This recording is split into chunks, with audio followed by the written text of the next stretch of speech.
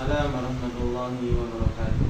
Kami di sini akan melaksanakan podcast tentang manajemen kelas pada mata pelajaran fikih kelas 7. Kami di sini bersama salah satu pendidik MSW Ulia Pondok Pesantren Nasrul Sunnah, yaitu Ustadz Abdullah Hafidhahullah Ta'ala. Terima kasih Ustadz atas waktunya. Sebelumnya gimana Ustadz kabarnya? Alhamdulillah baik. Alhamdulillah. Ustadz bisa sedikit memperkenalkan diri kepada teman-teman? Baik, nama saya Abdullah. Saya pengajar fikih di Pondok Pesantren Nasrul Sunnah Madiun. Saya mulai ngajar tahun 2022. Alhamdulillah sampai sekarang. Alhamdulillah. Terima kasih Ustadz perkenalan dirinya. Sebelumnya saya akan memperkenalkan diri. Saya mahasiswa SMA Hanifah dari kelas F semester 6 Universitas Muhammadiyah Ponorogo, jurusan Pendidikan Agama Islam. Baik Ustadz, saya akan mengajukan beberapa pertanyaan. Sebelumnya, bagaimana Ustadz itu untuk memutuskan untuk menjadi guru PAI? Sebelumnya ada beberapa poin yang menjadikan saya atau memutuskan untuk menjadi guru PAI atau agama adalah yang pertama, karena itu adalah cita-cita saya sejak kecil, ya, untuk mendalami ilmu agama, dan nantinya kalau besar saya bisa menyampaikan kepada orang lain atau kepada masyarakat secara umum. Kemudian yang kedua, sebagai taklim saya terhadap guru-guru saya, kenapa saya kembali ke Pondok Nasrul Sunnah Madiun. Kemudian Ustadz, apa yang memotivasi Ustadz untuk memilih menjadi profesi guru PAI ini? Yang memotivasi saya untuk menjadi guru PAI atau agama ini adalah karena pengajar guru agama atau PAI itu mendapatkan pahala jariah, yang mana pahalanya terus mengalir walaupun pemiliknya wafat, sebagaimana yang disabdakan oleh Nabi kita Muhammad SAW. Manusia itu meninggalkan seluruh amalannya kecuali 3. Salah satunya adalah ilmu yang bermanfaat. Dan ilmu yang bermanfaat adalah ilmu yang disampaikan kepada masyarakat secara umum. Dan yang kedua adalah sedekah jariyah, ya, yaitu yang mana pahala tersebut terus mengalir walaupun si pemiliknya meninggal dunia. Yang ketiga adalah waladun sholihun yad'u lahu, yaitu anak soleh yang mendoakan kedua orang tuanya. Ya, karena itu itulah hal yang memotivasi saya untuk tetap menjadi guru agama PAI di Pondok Pesantren Nasrul Sunnah Madiun. Masya Allah. Kemudian Ustadz, apakah ada tokoh atau pengalaman tertentu bagi Ustadz yang bisa menginspirasi Ustadz dalam menjadi guru PAI ini? Tokoh yang menjadi pengalaman saya, ya, yang menjadi inspirasi saya untuk menjadi guru agama tentunya adalah guru-guru saya terdahulu, yang mana mereka tetap sabar, gigih, dan istiqomah dalam mengajarkan ilmu agama. Karena ilmu agama ini adalah warisan dari Nabi Muhammad SAW, dan Nabi Muhammad hanya meninggalkan warisan ilmu, bukan warisan harta atau warisan yang lain. Tokoh yaitu guru-guru saya dulu, ya, yang mana mereka terus mengajarkan ilmu agama, ya, walaupun sakit kadang, walaupun kurang badan, tapi mereka terus memperjuangkan agama ini dengan cara pengajaran kepada anak didik. Kemudian kita masuk ke pertanyaan tentang manajemen kelas Ustadz. Sebenarnya apa sih Ustadz, menurut Ustadz itu manajemen kelas itu seperti apa dan mengapa itu penting dalam lingkungan pendidikan? Manajemen kelas atau yang disebut sebagai mengelola kelas itu sangat penting, karena di dalam kelas tersebut itu banyak sekali santri atau murid yang beragam. Nah, santri yang murid yang beragam ini kita harus bisa memanajemen, yang mengelolanya dengan baik dan benar, supaya kelas tersebut ya atau santri-santri tersebut itu berjalan dengan lancar, ya sesuai yang diinginkan. Dan kalau mengelolanya dengan betul, maka kita akan mendapatkan hasil yang sangat maksimal tentunya. Masya Allah, Ustaz. Kemudian pertanyaan selanjutnya, bagaimanakah strategi yang efektif dalam mengelola kelas yang beragam menurut Ustaz? Strategi yang efektif dalam mengelola kelas yang beragam adalah ya, tentunya dengan kesabaran yang sangat tinggi, ya, karena kita tidak tahu santri ke depannya gimana, apakah mereka masih semangat ataukah mereka ada dropnya, yaitu semangatnya turun. Nah, kita harus bisa menasihati mereka, ya, kita harus bisa memotivasi mereka, ya, supaya mereka itu di kelas semangat. Ya, kalau santri semangat, ya, maka kelas itu berjalan dengan efektif, ya. Kemudian soal berikutnya, mengapa membangun hubungan yang baik dengan siswa itu penting? Membangun hubungan siswa dengan gurunya itu sangatlah penting. Kenapa? Karena kalau siswa itu sangat takut kepada gurunya, mungkin kalau gurunya keras atau kalau gurunya sering marah-marah, maka itu tidak efisien dalam pengajaran di kelas. Maka seorang guru harus memiliki hubungan yang baik dengan siswanya, yaitu mungkin dengan saling mengobrol, ya, saling tanya jawab.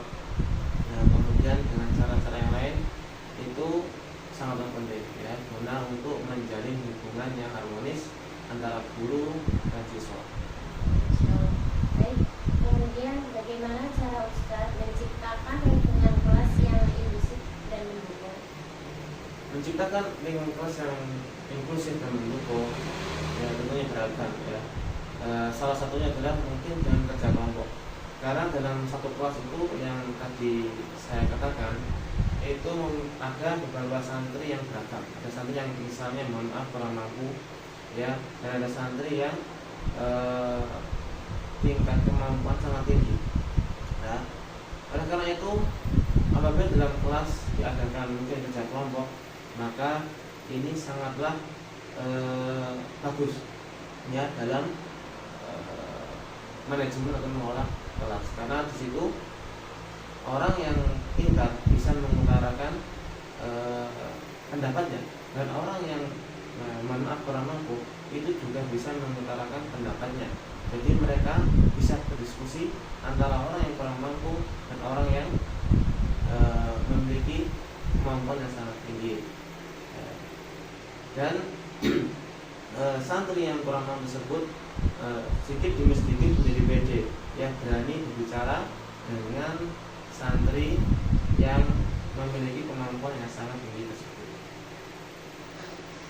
Kemudian Ustaz, bagaimana cara Ustaz memotivasi siswa dalam belajar agar mereka berpartisipasi aktif dalam kelas? Tentunya dengan cara yang berbeda-beda, ya. Motivasi, nasihat itu caranya berbeda-beda, ya, agar siswa tersebut aktif dalam kelas, ya. Dan ini juga PR bagi seorang guru. Seharusnya seorang guru mampu mengetahui karakter santri yang beragam tersebut, supaya dia tahu keluhannya apa dan masalahnya apa, ya. Jadi seorang guru harus tahu karakter santrinya yang dia ajar di kelas, ya, supaya dia bisa memberikan nasihat yang tepat pada masalah yang dia alami tersebut.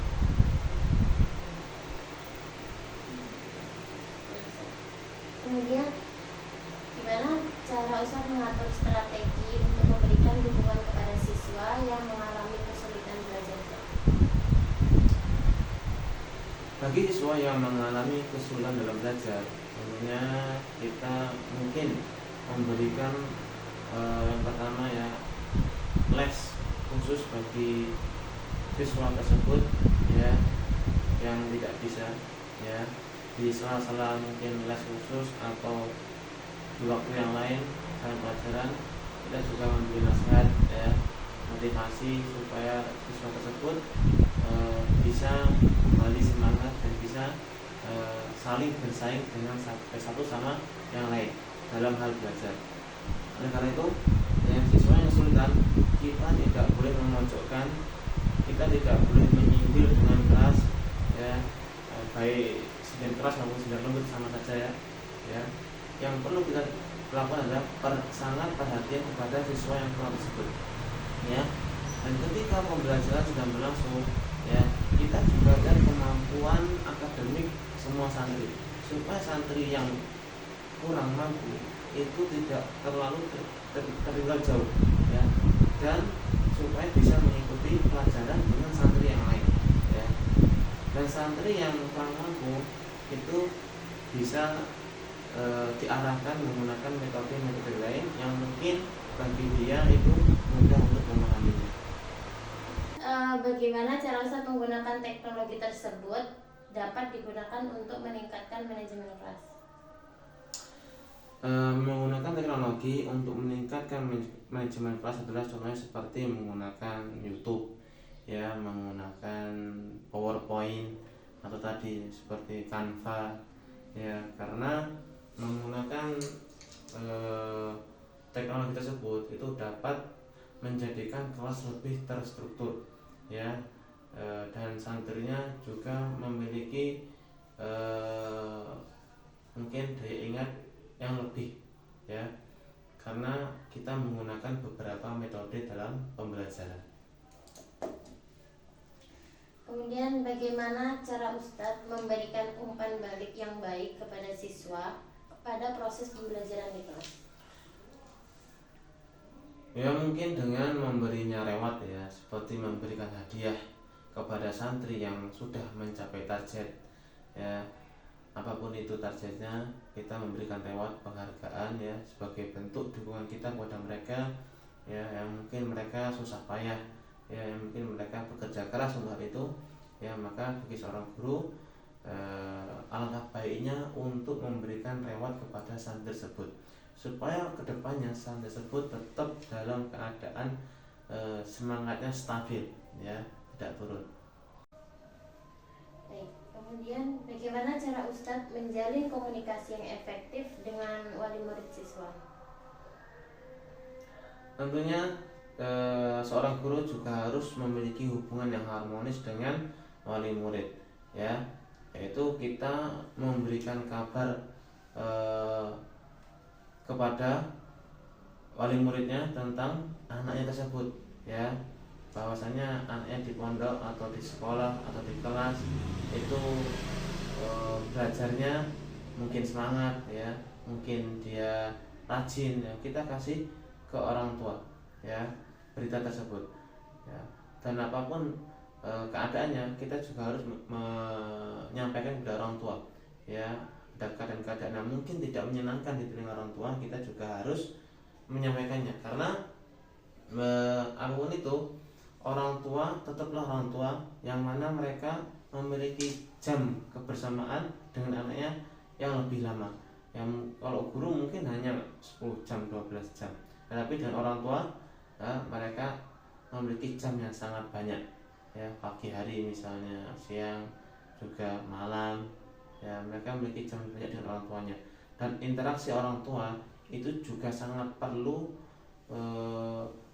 bagi anaknya untuk membantu dalam sistem pembelajaran ya. Mungkin nasihat orang tua pada anaknya ya, motivasi kepada orang tua pada anaknya itu sangat-sangat penting ya. Maka hubungan orang tua dengan anaknya juga harus dipererat ya. Di sisi lain kita juga harus menjaga hubungan mereka berdua.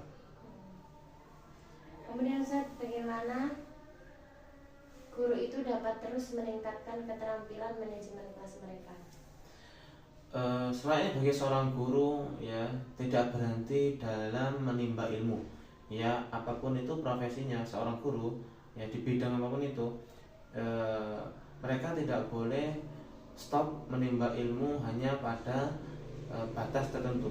Ya seharusnya guru harus memiliki potensi besar ya dalam meningkatkan kualitas keilmuannya, ya mungkin dengan menambah belajar, ya mungkin dengan mengikuti acara-acara yang lain, ya diklat-diklat yang lain, ya supaya guru itu memiliki kreativitas ya yang sangat banyak dalam menangani murid-murid yang juga sangat banyak tersebut. Ya jadi ini juga nasihat kepada saya, ya seorang guru jangan berhenti menuntut ilmu, ya terus tambah ilmu supaya kita bisa menyampaikan hal-hal baru atau ilmu-ilmu baru kepada anak didik kita.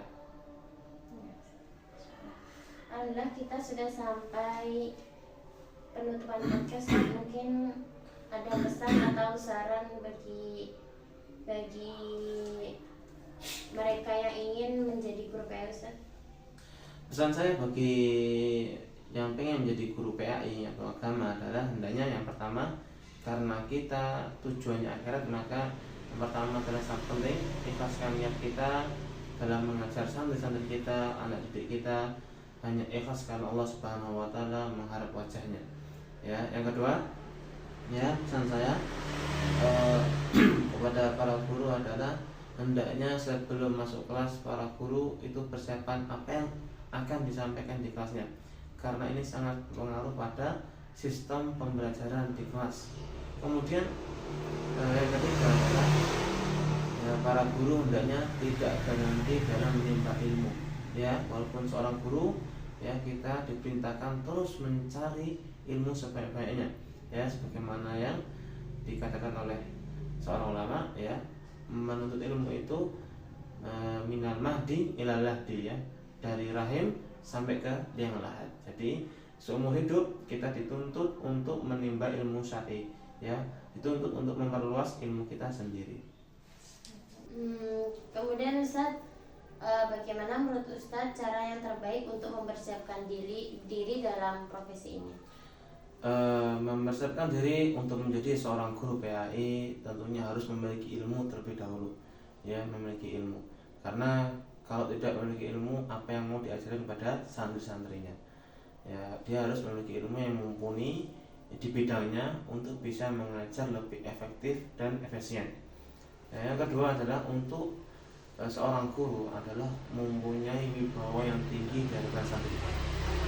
Ketika dia memiliki wibawa yang tinggi dari santri, maka santri akan memuliakannya, ya selayaknya seorang guru. Tapi kalau di depan santri, seorang guru tersebut tidak memiliki wibawa yang tinggi, maka dia akan diremehkan santrinya. Kemudian Ustaz, apa harapan Ustaz untuk masa depan pendidikan PAI di Indonesia? Harapan saya untuk masa depan pendidikan PAI di Indonesia adalah, ya semoga yaitu PAI di Indonesia berkembang secara pesat dan menyeluruh di pelosok-pelosok negeri, ya yang mungkin sekarang masih di kota-kota, yang mungkin ya, dan insya Allah ya dengan kegigihan seorang pendakwah atau seorang guru PAI, ya semoga mereka berani masuk lebih ke dalam pelosok-pelosok yang ada, supaya PAI di Indonesia ini tersebar secara luas, ya tidak hanya di kota-kota tertentu atau tidak hanya di desa-desa tertentu, ya karena masa depan Indonesia itu juga dilihat dari sisi agama mereka. Baik Ustaz. Kemudian yang terakhir Ustaz, apakah ada proyek atau tujuan pribadi Ustaz yang ingin dicapai dalam karir mengajar Ustaz? Tujuan pribadi saya adalah ya mungkin hanya ingin terus menjadi guru PAI, ya selama Allah Subhanahu wa taala memberikan saya umur, ya karena dengan menjadi guru PAI ini ya nggak cuman pahala, ya tapi keberkahan yang kita dapatkan selama kita menjadi guru PAI tersebut, ya.